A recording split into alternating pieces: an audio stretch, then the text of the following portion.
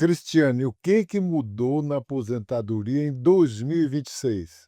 Então, Medeiros, as mudanças foram as que já estavam previstas lá na Emenda Constitucional de 73 de 2019, né, na reforma da Previdência. As duas regras de transição que mudaram foram a regra de pontos e a regra da idade mínima progressiva. Quais são elas? A regra de pontos para homem em 2025 era 102 pontos e É. em 2026 é 103 pontos, ou seja, aumentou um ponto. Para mulher era 92 pontos e agora em 2026 passa a ser 93 pontos. Lembrando que a pontuação é a soma da idade mais o tempo de contribuição. Então a pessoa precisa alcançar mais esse um ponto que na prática equivale a mais ou menos a 6 meses, porque como é a idade mais um ano de idade mais um ano de tempo de tempo de contribuição e daria para ali o tempo trabalhando e mais um ano de idade dariam 6 meses, né.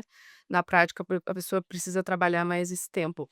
E, a regra da idade mínima progressiva seria, aumento também de 6 meses na idade da idade progressiva, ou seja, de 64 anos e 6 meses para homem, agora em 2026, com 35 anos de tempo de contribuição, e para mulher, 59 anos e 6 meses de idade, mais 30 anos de contribuição. Ou seja, aumentou 6 meses também, porque em 2025 era 59 anos para mulher e 64 anos para homem. E vai aumentar até chegar 65 anos para homem e 62 anos para mulher. Então, na prática, o que aumentou foi isso, um ponto a mais na regra de pontos para homem e para mulher, e a idade mínima progressiva, 6 meses a mais de tempo de trabalho, tanto para o homem quanto para a mulher.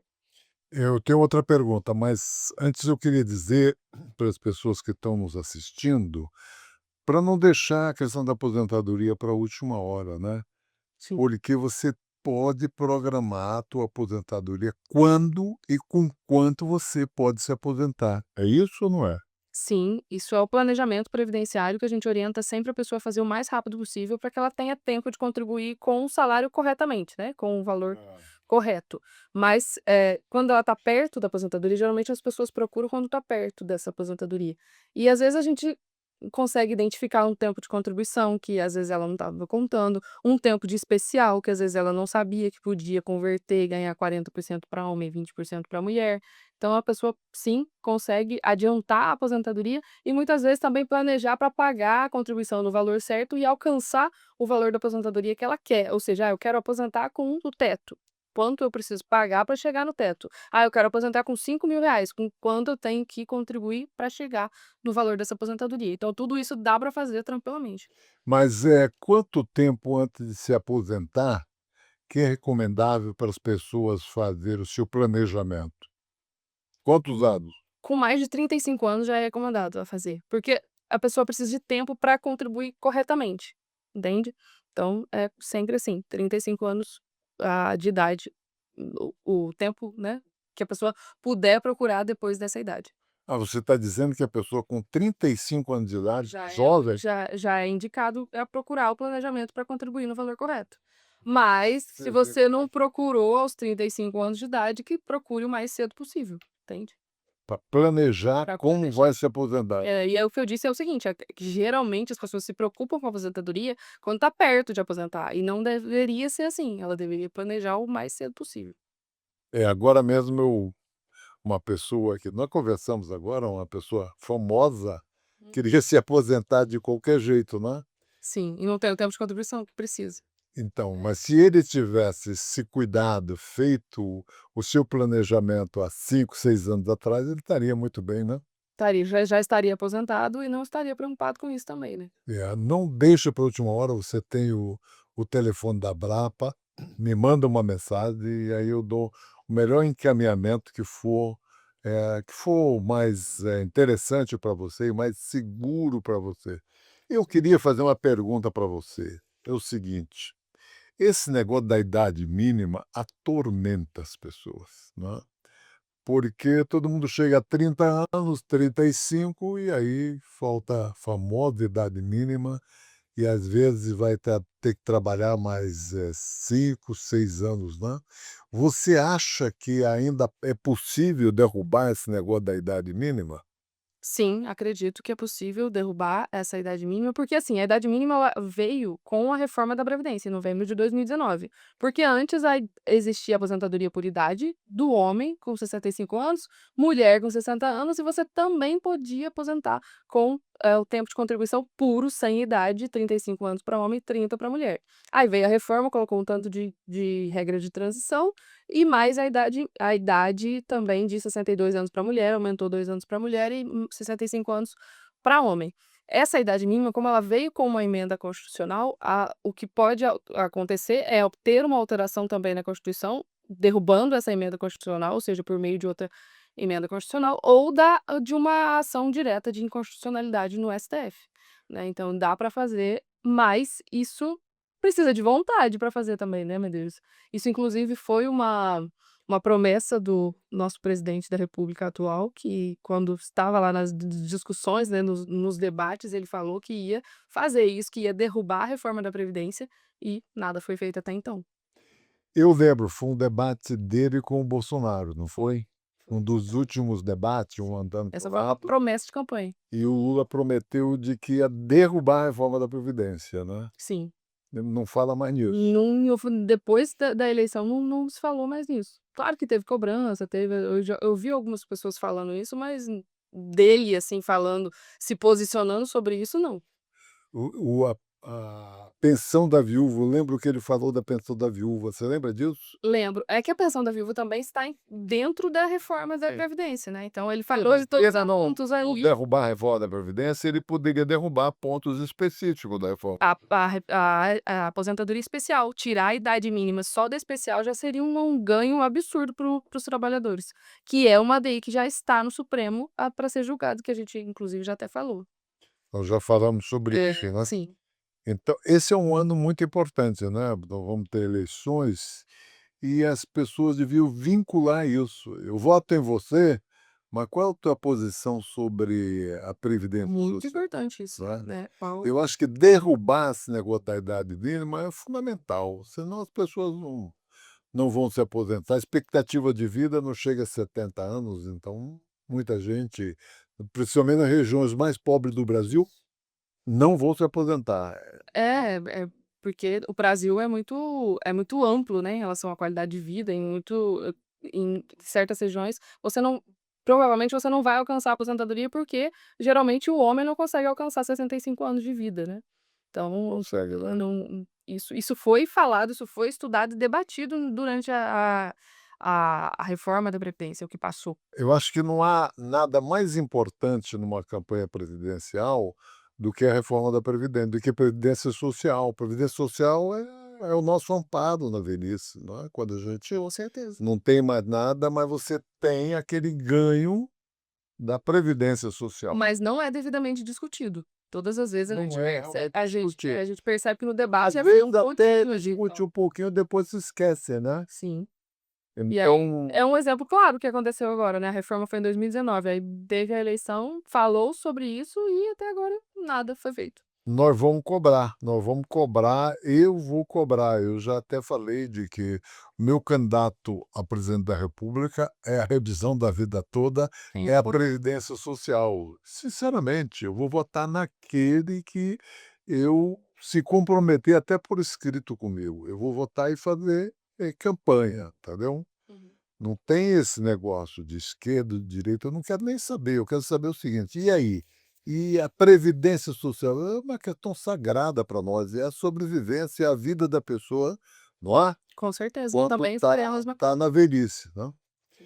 Me diz uma coisa, eu queria falar mais 2 temas contigo. Um é a questão da revisão da vida toda. Está lá no Supremo, né. Qual é o Sim. caminho que aquilo vai para o Supremo e a questão da batalha no legislativo sobre revisão da vida toda? Então, Medeiros, a gente tem 2 caminhos, né, continuamos a batalha no STF em relação à revisão da vida toda, tanto no tema 1102, que ainda pode ser embargado alegando que existe uma nulidade ali, porque dentro dos embargos de declaração não foi feita a intimação da parte contrária, ou seja, dos aposentados, depois que o INSS pediu a mudança ali, os efeitos infringentes dos embargos de declaração, né. Então cabe essa alegação dentro do tema 1102 e ainda também está suspenso o julgamento da ADI 2111, que trata, exclusivamente ali dos processos que estão em andamento e que, não foi decidido se a pessoa vai ter direito a receber a revisão da vida toda e os atrasados tendo essa ação pendente ou não. E outra forma de luta pela revisão da vida toda é o projeto de lei do Paulinho da Força, que a gente está pedindo aqui as assinaturas, né, a gente precisa de 100.000 assinaturas para que isso passe lá na Câmara dos Deputados. Nós precisamos chegar em 100.000 assinaturas. "Ah, mas é difícil". Difícil é, porém não é impossível. De jeito nenhum. Eu vou continuar, nós vamos, fazer seminários sobre isso, como é que você busca as assinaturas, porque pode correr. Se o Congresso votar, está votado e aí nós vamos receber. Mas nós não abrimos mão lá do Supremo Tribunal. E eu quero dizer que no Supremo Tribunal Federal depende também de vontade política das pessoas, Sim. não é? Quando eles querem, eles fazem o impossível, não é? Sim. Você viu que tem alguns escândalozinhos que eles se metem, fazem o que querem. Hoje o Supremo Tribunal Federal pode fazer o que quiser, o que quiser. Eles são a lei, acima deles, não é? Não tem mais ninguém. Então, cabe a gente pressionar o Supremo Tribunal Federal, pressionar o ministro Alexandre de Moraes, pressionar o Toffoli, pressionar todos no Supremo para que votem a revisão da vida toda. Mande pagar. Nós não vamos abrir mão disso, nós vamos pressionar o Supremo e vamos, entrar e vamos para a questão de buscar assinatura, e eu preciso contar com você. Medeiros, se a gente levar em conta o número de ações, só de ações, não é nem que todo mundo que tinha direito, do CNJ a gente tem 120.000 pessoas. Então se os aposentados que têm processos em andamento assinarem esse projeto, a gente consegue o número de assinaturas que a gente precisa, É verdade, é né. verdade, é verdade. Então é só Nós buscar temos quem 120.000 pessoas é, que abriram no o CNJ, sim.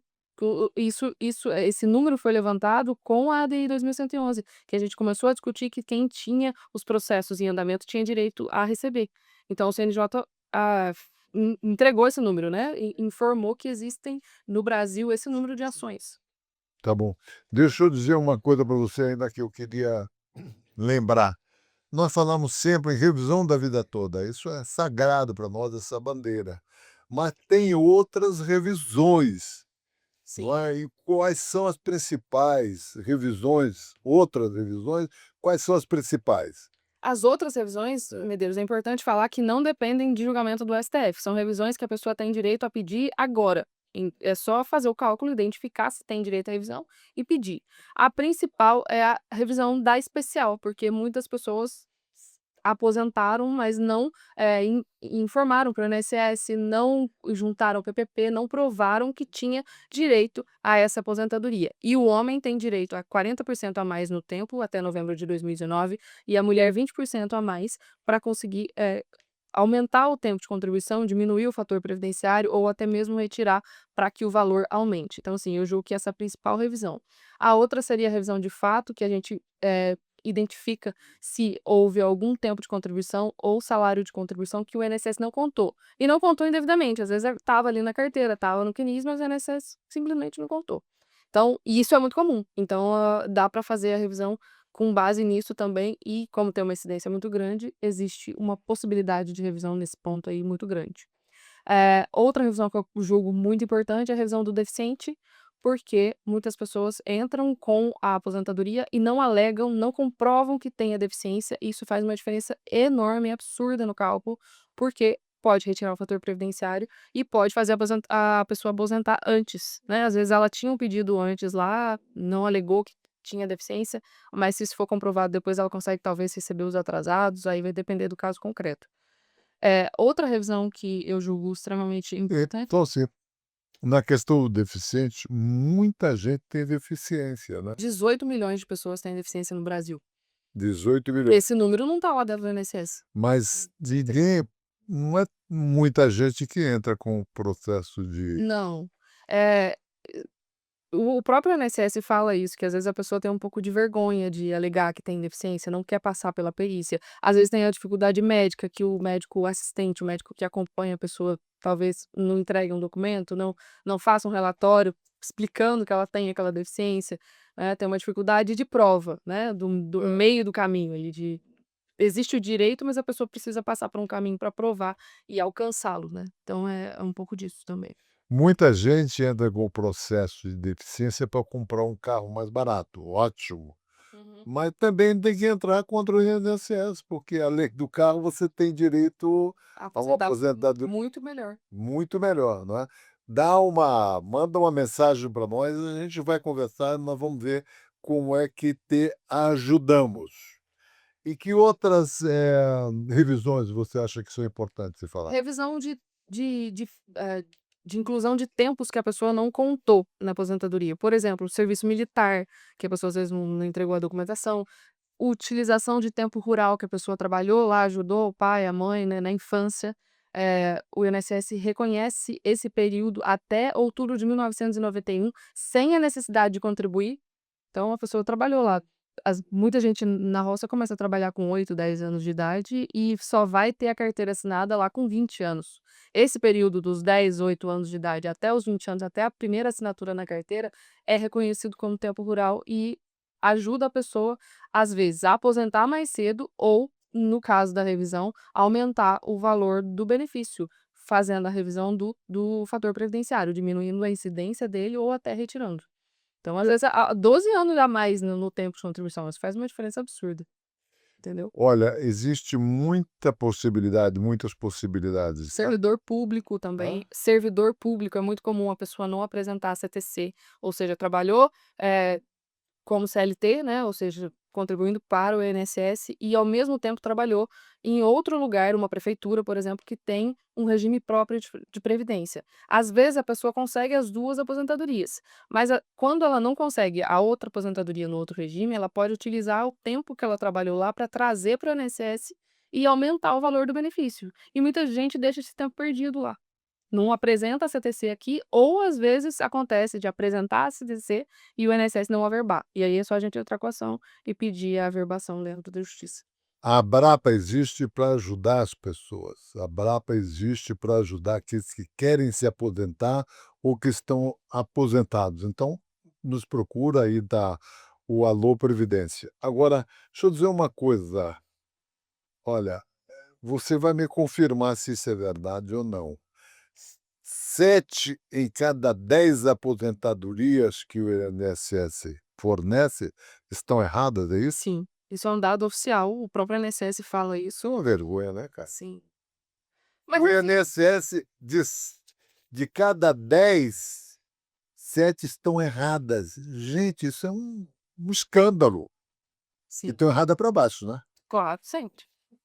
Com certeza é para baixo. Mas existe também, assim, eu sempre falo isso, Medeiros, é porque esse 70% é um dado oficial de que as aposentadorias estão erradas. Existe um número muito grande de erro do INSS, mas existe erro do segurado também. Ele não apresentou a documentação, muitas vezes por desconhecimento, mas também não cobrou. Ou seja, a gente acabou de falar da deficiência que não apresentou, não pediu a perícia. Então, tem isso também, então é necessário que a pessoa procure, se identificou algum ponto aqui que vê que tem direito à revisão, realmente procurar e fazer com que essa aposentadoria não entre nesse ranking aí de 70% de erro dentro do INSS. É. Procura a gente, juntos nós vamos trabalhar. Tá bom? Obrigado, doutora. Eu que agradeço, Medeiros. Obrigada.